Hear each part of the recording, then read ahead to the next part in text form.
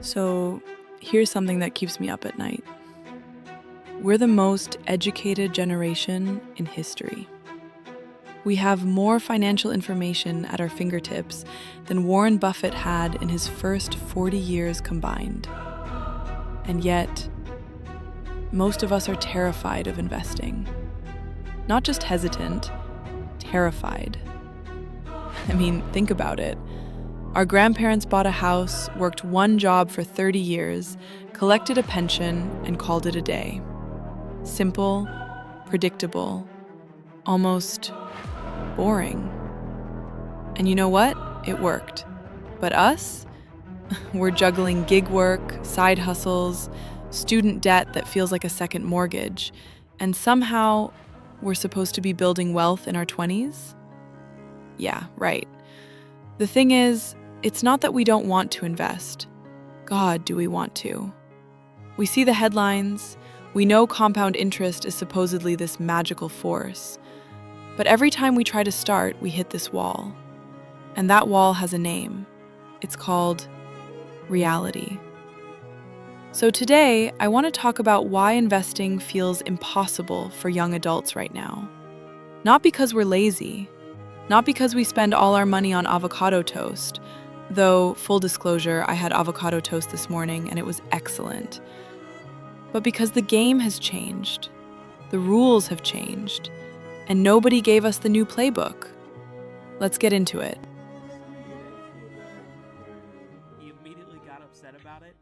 Okay, let's start with the obvious, the thing that looms over every financial decision we make: student loans. In the United States alone, over 43 million people carry student debt. The average balance? Around $37,000. But for many of us, especially if you went to graduate school or private school or both, it's way higher. 6 figures isn't unusual anymore. And here's the kicker. Our parents' generation, they graduated into a world where a summer job could cover tuition. A part-time gig at the library could pay for room and board.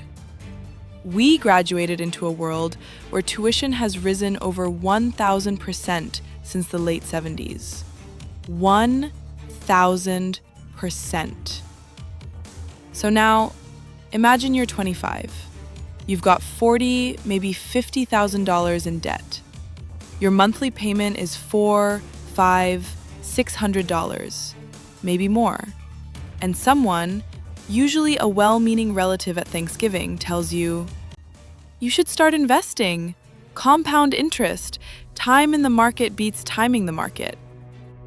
And you just stare at them.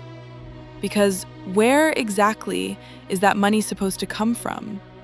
The $400 I'm sending to Sally Mae every month? That was supposed to be my Roth IRA contribution.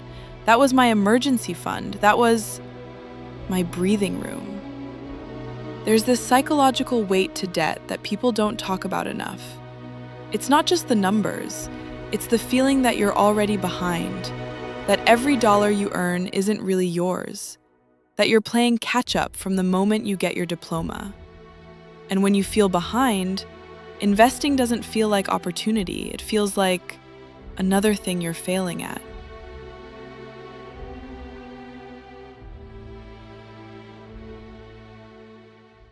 Now, let's talk about income. Because even if you manage to wrestle your debt under control, even if you're one of the lucky ones who graduated debt-free, you still need money to invest. And stable money? That's become a bit of a luxury item. The gig economy was sold to us as freedom. Be your own boss, set your own hours, work from anywhere. And look, there are genuine benefits. Flexibility matters. Autonomy matters. I'm not here to bash gig work entirely. But here's what they don't put in the marketing materials. No employer-sponsored 401k, no matching contributions, no health insurance that doesn't require a PhD to understand, no paid vacation, no sick days, no stability. When your income fluctuates month to month, sometimes week to week, investing becomes this abstract concept. Like, sure, I'd love to put money into an index fund, But what if next month my hours get cut? What if the app changes its algorithm and suddenly I'm earning 30% less for the same work? What if my car breaks down and I need that investment money to keep working at all? Traditional financial advice assumes a paycheck, a predictable, recurring deposit that hits your account every 2 weeks like clockwork. Pay yourself first, they say. Automate your investments. Automate what, exactly? The $200 I made on DoorDash last Tuesday? The freelance check that might come in 30 days, or 60, or never? The gig economy broke the traditional wealth-building pipeline, and we haven't built a new one yet.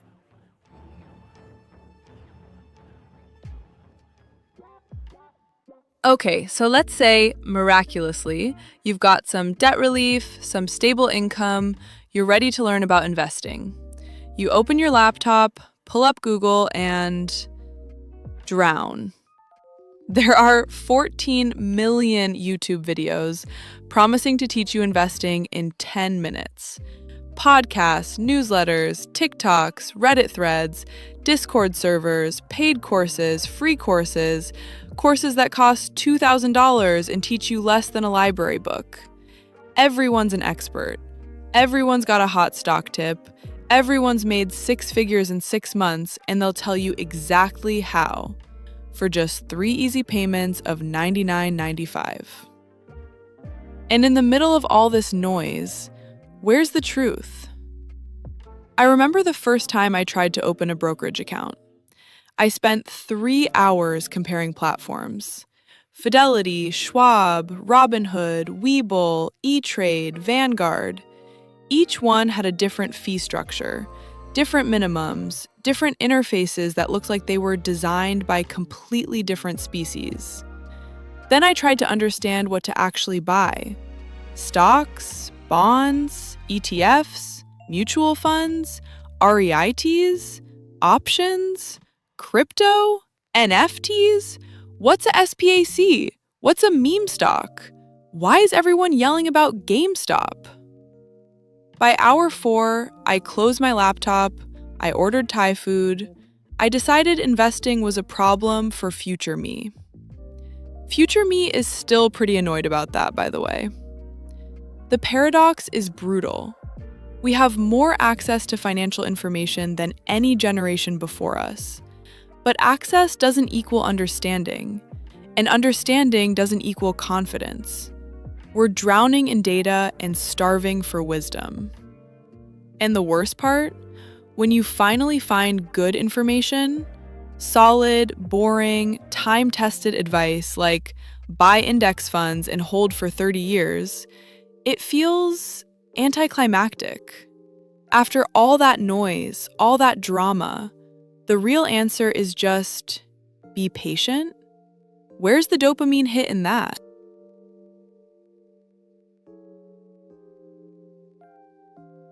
Now, let's talk about the investment that used to be the foundation of middle-class wealth. The thing our parents bought in their 20s, watched appreciate for decades, and eventually used to fund their retirement. Housing. In 1980, the median home price in the United States was about $47,000. Adjusted for inflation, that's roughly $170,000 today. The actual median home price in 2024? Over $400,000. In some cities, you're looking at $700,000, $800,000, $900,000 for a starter home. Wages didn't keep up, not even close. So now, instead of building equity in a home, the traditional first step toward long-term wealth, we're paying rent. Month after month, year after year. And rent isn't just high, it's rising faster than inflation in most markets. Every dollar that goes to rent is a dollar that can't be invested, can't compound, can't build. It just vanishes into someone else's pocket, into someone else's wealth. And the psychological effect is profound. When homeownership feels permanently out of reach, the entire concept of building wealth starts to feel like a fantasy, like something that happened to our parents but won't happen to us. A generational privilege we missed by a few decades. I have friends, Smart, hardworking, educated friends who have genuinely given up on the idea of ever owning property. Not because they don't want it, but because the math feels impossible. The down payment alone would take 10 years of aggressive saving, and by then, prices will have doubled again. So if the traditional path is blocked, what's left? The stock market? That feels like a casino to most of us. Crypto? That feels like a casino where the house might literally not exist. Bonds? With these interest rates? We're supposed to navigate all of this with no map, no mentor, and no margin for error. Thanks for listening. Take care of yourselves. And if you figure out the secret to all of this, please, for the love of God, share it with the rest of us.